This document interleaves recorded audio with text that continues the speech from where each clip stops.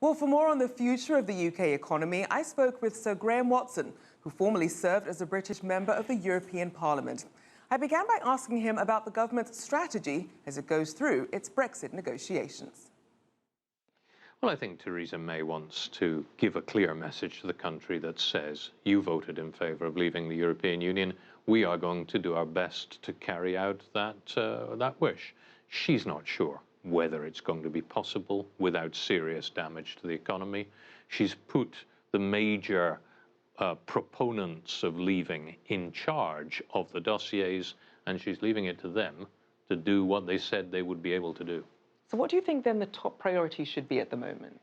I think number one is she has to have parliamentary backing for what she's doing, at least in the form of a vote in Parliament, possibly in the form of an act of Parliament to make sure that no subsequent government, no government coming in the future is going to try to reverse what she's doing.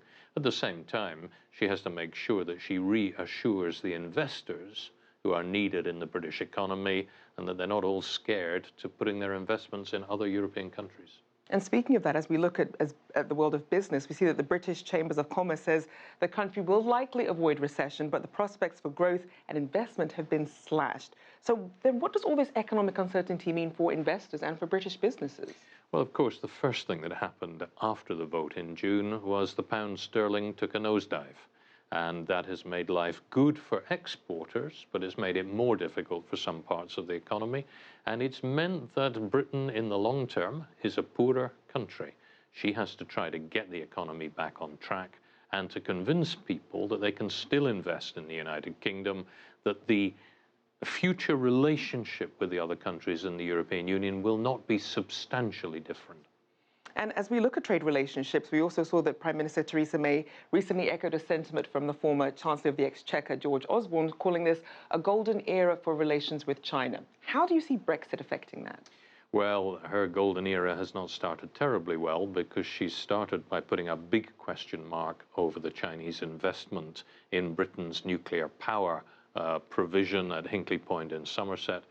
She had, by all accounts, meetings with the Chinese at the G20 summit, but they are asking questions about what it means. If you are China, you don't want to talk to a country of 65 million people like the United Kingdom. You want to talk to the European Union of over 500 million people so that you can negotiate with one big market. And I suspect that will be Theresa May's main difficulty.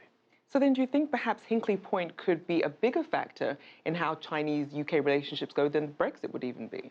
I think it could be at least as significant.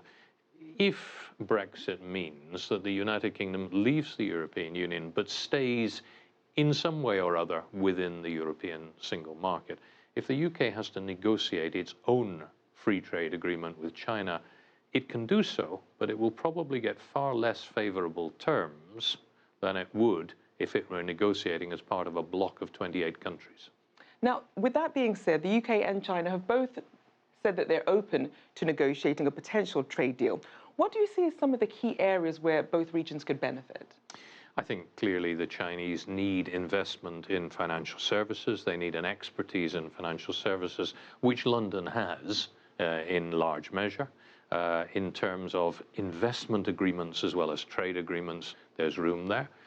China is interested in investing in some strategic industries in the West, and the United Kingdom has a very open attitude to foreign investment in general. Its water systems are run by French companies, its electricity systems are sometimes run by German companies, and its railways have other investment. The UK is open for business. That's better than some European countries. And no doubt the UK and China can forge a sustainable future together. And what about how Brexit perhaps could affect trade relations between the UK and other countries in Asia, its other trading partners in the region?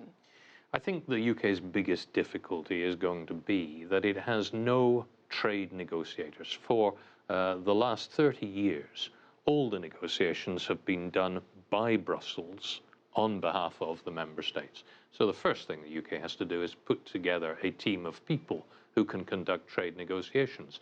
It then has to go out and try to replace the agreements that it has through the European Union, like the free trade agreement with South Korea, which has been hugely valuable to the UK economy, with its own free trade agreement with South Korea.